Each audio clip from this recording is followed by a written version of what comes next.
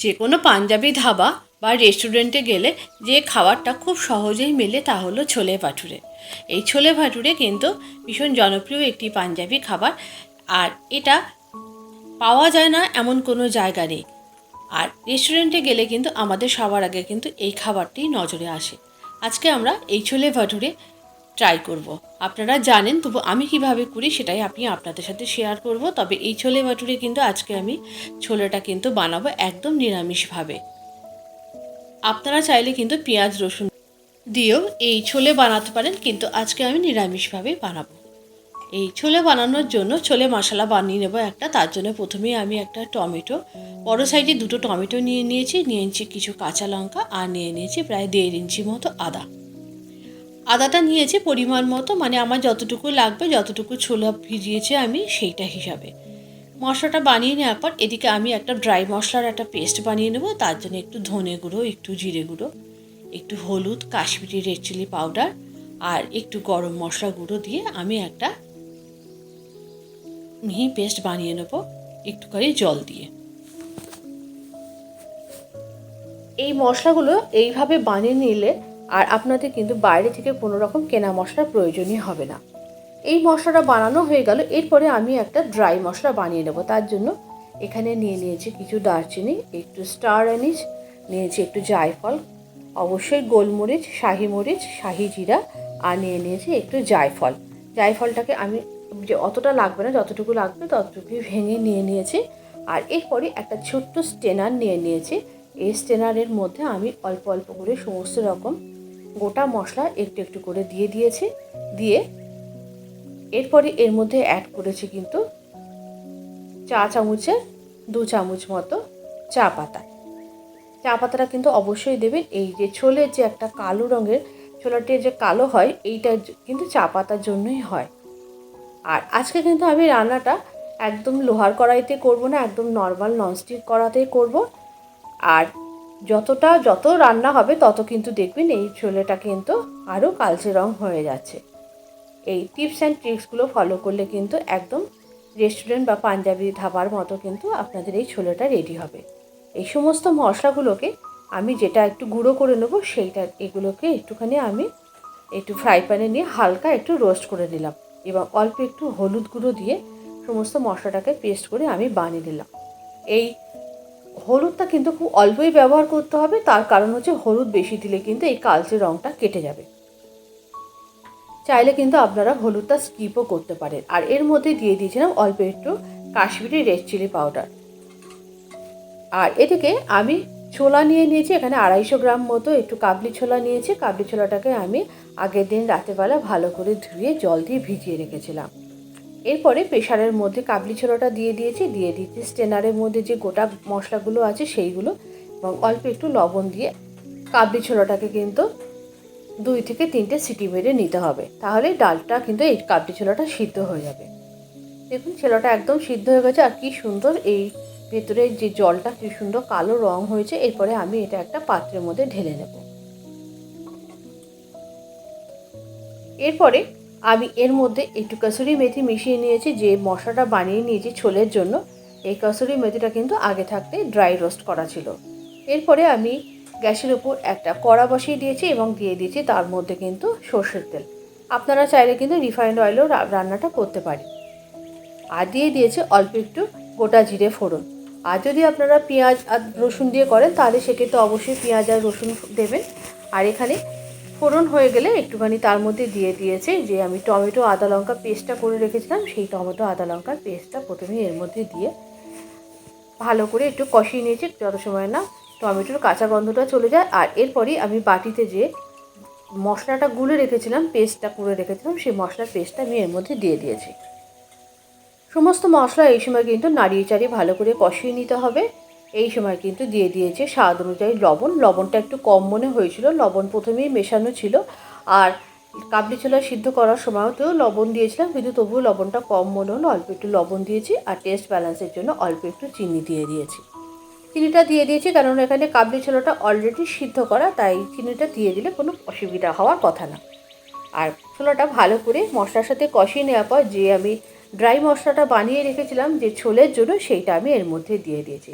আর তারপরে দিয়ে দিয়েছি ছোলা সিদ্ধ করা জলটা, আর দিয়ে দিয়েছে মশলার বাটি ধোয়া জলটা।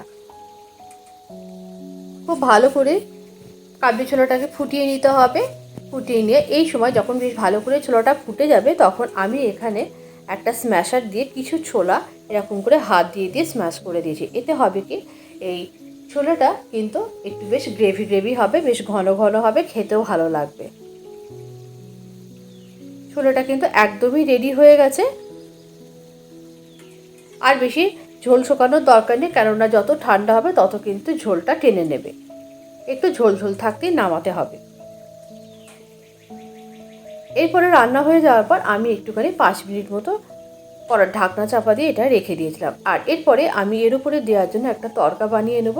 তার জন্য আমি একটা তড়কা প্যান নিয়ে নিয়েছি তার মধ্যে 2 চামচ ঘি। এটা কিন্তু অবশ্যই করতে হবে, তাহলে কিন্তু এই ছোলের যে আসল ফ্লেভারটা সেটা আসবে।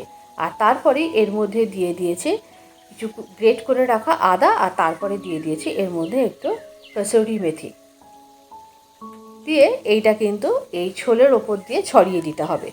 এই তড়কাটা কিন্তু অবশ্যই দেবেন, তড়কাটা কিন্তু একটা আলাদা ফ্লেভার নিয়ে আসবে, আর এই রান্নাটার মানে স্বাদটা কিন্তু আরও দ্বিগুণ বাড়িয়ে দেবে।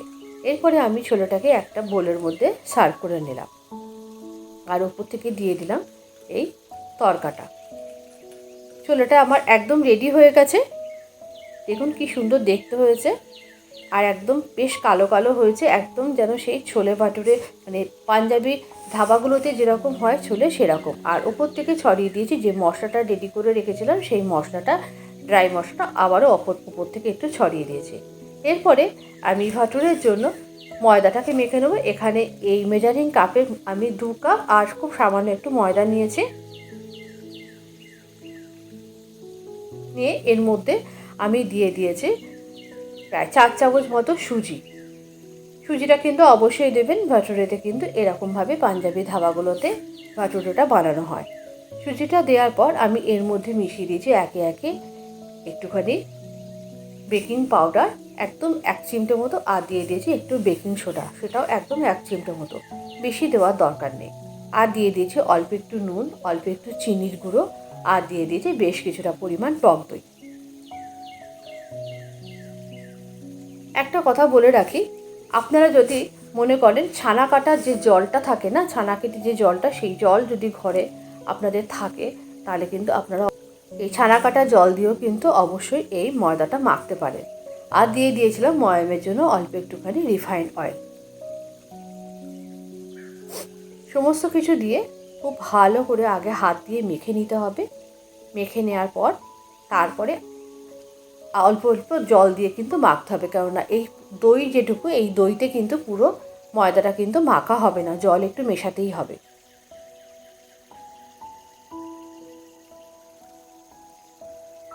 এইভাবে মাখার পর কিন্তু জোরে জোরে একটুখানি এরকম করে বাড়ি মেরে মেরে ময়দাটাকে মাখতে হবে। এতে করে কিন্তু ময়দার গাটা আরও বেশি মসৃণ হবে এবং ভাটুরেগুলো কিন্তু অনেক বেশি ভালো ফুলবে। অবশ্যই কিন্তু ময়দাটা মেখে 2 থেকে 2.5 ঘন্টা রেস্টে রেখে দিতে হবে, যেহেতু এর মধ্যে সুজি দেওয়া আছে। 2 থেকে 2.5 ঘন্টা পর দেখুন কতটা সফট হয়ে গেছে ময়দাটা। এরপরে এর থেকে একটু বড় সাইজের লেচি কেটে দিতে হবে, আর তার আগে কিন্তু এরকম আছাড় দিয়ে দিয়ে কিন্তু ময়দাটাকে আরও একবার ভালো করে মেখে নিতে হবে। আর এরপরেই এর থেকে লেচিগুলোকে কেটে নিতে হবে বড় বড় সাইজের।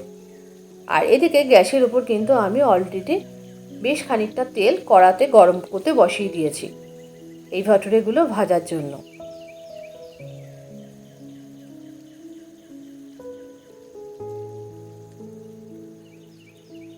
আর যতটা সময় মেখে রাখবেন তত দেখবেন কিন্তু এই ভাটুরেগুলো কিন্তু খুব সুন্দর করে ফুলবে।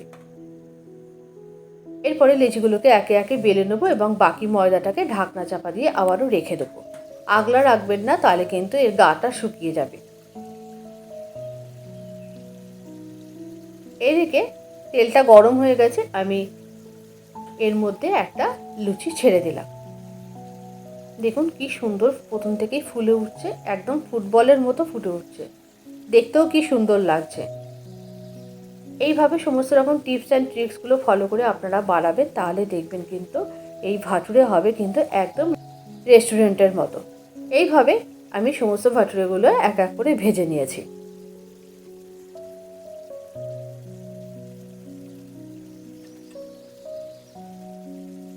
আর আপনারা যখন ভাটুরেটা পরিবেশন করবেন, যেহেতু আজকে আমি নিরামিষ করছি, আজকে আমি নিরামিষ খাই, সেই জন্য তো আপনারা যখন পরিবেশন করবেন অবশ্যই এর সঙ্গে একটু পেঁয়াজ কুচি দিয়ে অবশ্যই সার্ভ করবে, তাহলে কিন্তু এই ছোলে ভাটুরে খেতে কিন্তু আরও বেশি টেস্টি হবে। এরপরে আমি কিন্তু ছোলে এবং ভাটুরে সার্ভ করে নিয়েছি একটা প্লেটের ওপর।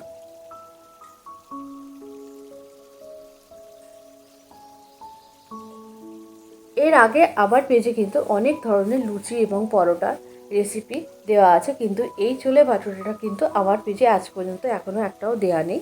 তো এই ভাটুরেটা এবং ছোলেটা হয়েছিল কিন্তু আমার কাছে সব থেকে বেস্ট, এবং এত টেস্টি হয়েছিল যে কি বলবো।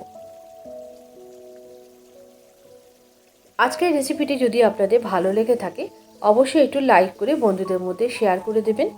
আর যদি ইউটিউব থেকে দেখে থাকেন তাহলে একটু চ্যানেলটি সাবস্ক্রাইব করে দেওয়ার জন্য অনুরোধ রইল। অন্তরার কুক অ্যান্ড বেক পরিবার শুধু অন্তরার না, এটা আপনাদের সবার পরিবার। আর আপনাদের সকলের সহযোগিতা এবং ভালোবাসায় এই পরিবারকে আরও অনেক দূর এগিয়ে নিয়ে যেতে চাই। আর এই ছোলে ভাটুরের সাথে একটু মিষ্টি মুখ হবে না সেটা হতে পারে না, তাই আমি বাড়িতেই একটা মিষ্টি বানিয়েছিলাম। এই রেসিপিটা আপনাদের সাথে পরে আর একটা ভিডিওতে না হয় শেয়ার করব। আজকের রেসিপিটি তাহলে এই পর্যন্ত। সবাই অনেক ভালো থাকবেন, সুস্থ থাকবেন, আর দেখা হবে আবারও পরবর্তী ভিডিওতে আর একটা নতুন কোনো রেসিপির সাথে।